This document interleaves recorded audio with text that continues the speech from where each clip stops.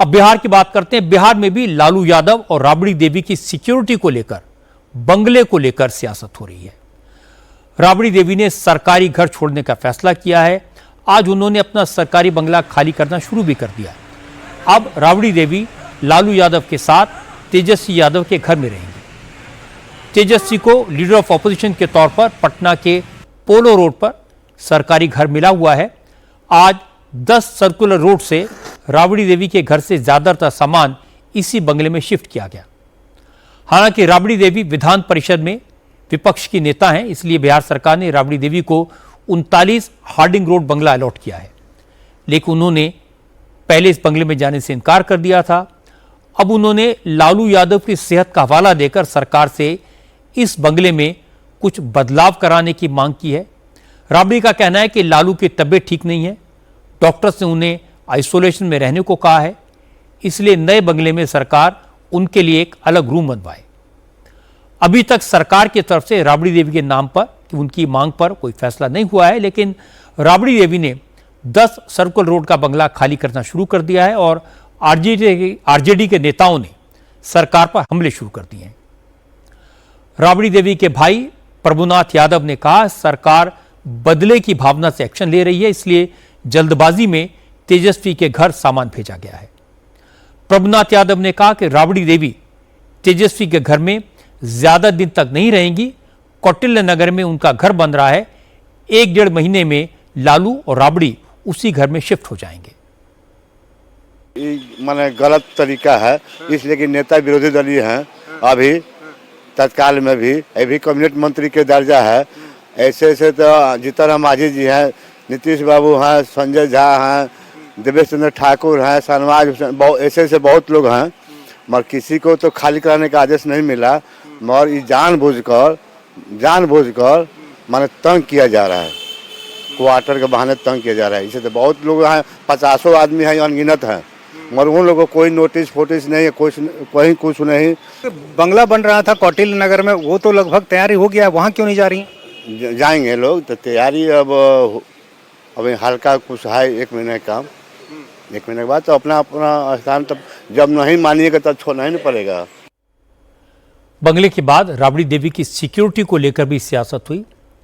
सम्राट चौधरी की सरकार ने राबड़ी देवी की सिक्योरिटी में कटौती की है, Z+ कैटेगरी की सुरक्षा हटा दी है। इसके बाद से राबड़ी देवी ने सरकार से जो सिक्योरिटी मिली थी उसे लेने से इनकार कर दिया। राबड़ी के घर के बाहर आरजेडी के कार्यकर्ता तैनात हो गए हैं, लेकिन पता चला कि राबड़ी देवी के घर के बाहर सुरक्षाकर्मी तैनात हैं, तो पार्टी के कार्यकर्ताओं ने हंगामा करके सुरक्षाकर्मियों को घर से दूर रहने को कहा। बात ज्यादा न बढ़े, इसलिए अब पुलिस के जवान सिविल ड्रेस में 10 सर्कुलर रोड से थोड़ी दूर पर तैनात हैं। इस मामले में आज बिहार पुलिस की तरफ से सफाई भी दी गई। पुलिस ने बताया कि लालू यादव को बॉडीगार्ड, घर के लिए गार्ड, एस्कॉर्ट गार्ड, पायलट और BR कार दी गई है। राबड़ी देवी को भी ऐसी ही सिक्योरिटी दी गई है, लेकिन आरजेडी के नेताओं का दावा है कि पुलिस झूठ बोल रही है, सरकार जानबूझकर लालू यादव के परिवार की सुरक्षा को खतरे में डाल रही है। हालांकि आज लालू यादव जब घर से निकले तो उनके साथ पहले जैसी सिक्योरिटी दिखाई दी, लेकिन लालू ने कहा कि सरकार गड़बड़ कर रही है, सब नीतीश कुमार करवा रहे हैं। सिक्योरिटी आप लोगों की खत्म कर दिया उन्होंने।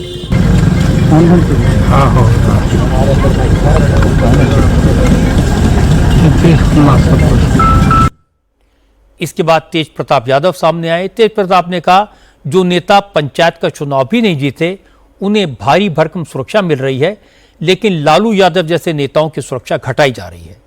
तेज प्रताप ने कहा, यह सिर्फ और सिर्फ राजनीतिक प्रतिशोध है, इससे ज्यादा कुछ नहीं।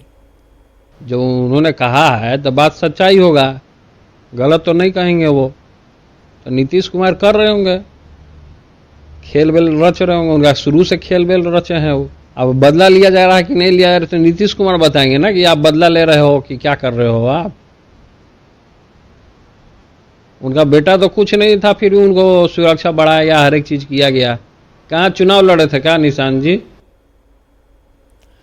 लालू और तेज प्रताप ने नीतीश का नाम लिया तो जेडीयू की तरफ से जवाब आया। बिहार सरकार के मंत्री अशोक चौधरी ने कहा कि लालू बेवजह नीतीश को घसीट रहे हैं, वो अब सरकार का हिस्सा भी नहीं है। अगर उन्हें सुरक्षा नहीं लेनी तो ना लें, ये उनकी मर्जी है, लेकिन बेवजह इसे पॉलिटिकल इशू ना बनाएं। जब तक नीतीश जी मुख्यमंत्री रहे तब तक तो कोई परेशानी हुई नहीं, लेकिन जब सरकार बदली तो सरकार ने आपको नया भवन दिया और अपने मंत्रियों के लिए उन्होंने भवन रखा। इसमें कौन, इसमें नीतीश जी कहाँ है? ये तो सरकार का निर्णय है, इसमें नीतीश जी कहाँ है? नीतीश जी सरकार के पार्ट हैं। अब क्या करिएगा? आज हम ही वापस कर देंगे, मदन सहनी जी वापस कर देंगे, तो क्या करिएगा?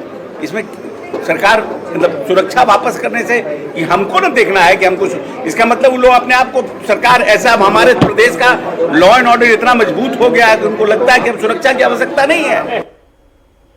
मुझे लगता है कि लालू यादव और राबड़ी देवी दोनों फॉर्मर चीफ मिनिस्टर्स हैं, उन्हें सिक्योरिटी तो मिलनी चाहिए। ये सियासत का विषय नहीं हो सकता।